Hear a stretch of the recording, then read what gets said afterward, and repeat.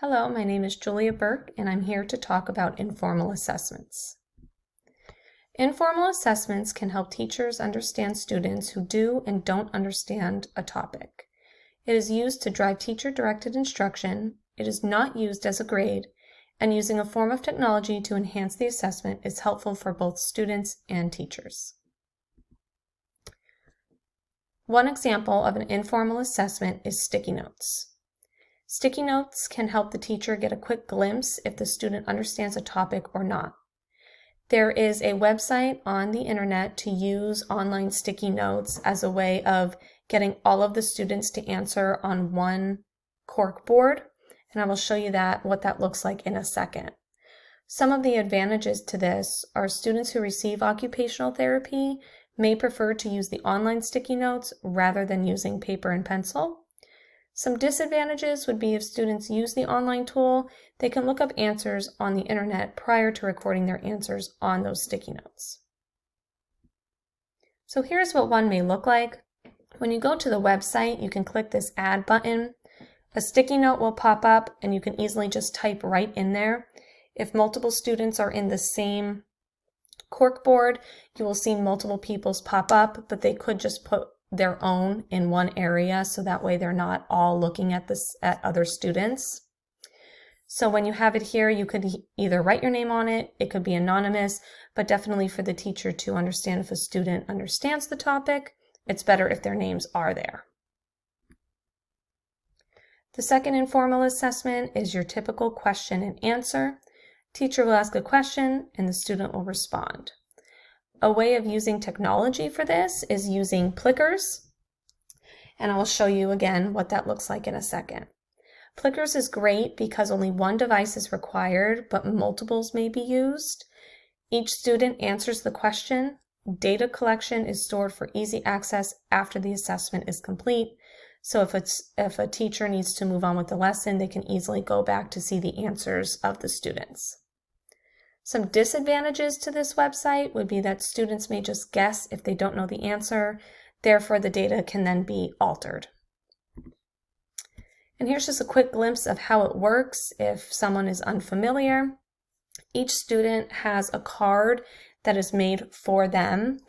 The card has a code on it with 4 sides, and there's A, B, C, D on each side. When a question is posted on the whiteboard or on their computer, they hold up the card with the correct letter at the very top of the card, and the teacher is actually able to scan all of the cards to gather the information before seeing the answers of the students.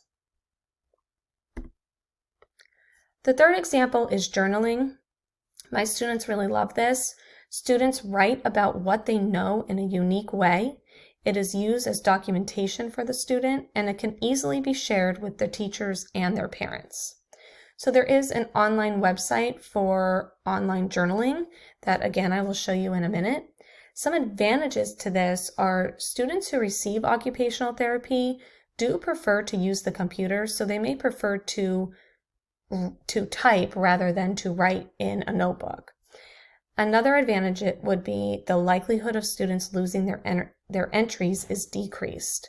I have many students that are very unorganized and they lose many things, so having this tool is an easy way for them to keep everything organized online. They can add photos or videos to also support their ideas within their data entries, and that wouldn't be so easy to do with paper pencil. Some disadvantages to this is that they may not make it public for teachers to access their entries. It can lead to inappropriate videos or photos as add-ons to their journaling, and it may become more confusing to them rather than just using paper and pencil. So here's an example of what it looks like. This is just one data entry here, or one journal entry, sorry. You can add multiples and they would all pop up here for you. I labeled this here just science. It shows you the date that you opened it, the date that you last opened it, and the time, and then part of your entry would be there. So when you click on that entry, it will bring you right to your normal journal entry, and you're able to continue typing in it if you need to. And then you can also filter by locations, photos, or tags if you need to find a previous journal entry that you once did.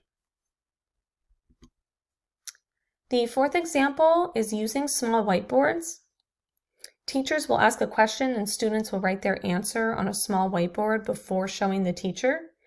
The teacher can easily observe what a student knows before, during, or after a lesson. Some technology used for this would be iPads, tablets, or other handheld devices. Some advantages to this would be some of the students are much quicker to answer on a device than they are on a whiteboard. It's also more engaging to them than the overused whiteboards and markers that we typically use every day in the classroom. Some disadvantages would be that students may not use them properly. The risk of breaking a device if held in the air is increased, and some students may not have the device for some reason. For example, I have a student that broke a laptop last year, and because they did not pay to repair it, he now does not have a laptop, and we have to come up with other paper pencil activities if other students are using the laptops. And here's just a quick example of what a tablet, iPad, or other handheld device would be, that including a cell phone as well. In summary, informal assessments are a great way to gather data in a quick and fun way. It has helped many teachers direct their instruction. It can help teachers determine if a student understands a topic and in what depth they understand that topic. And technology can be used to gather or store data. Thank you.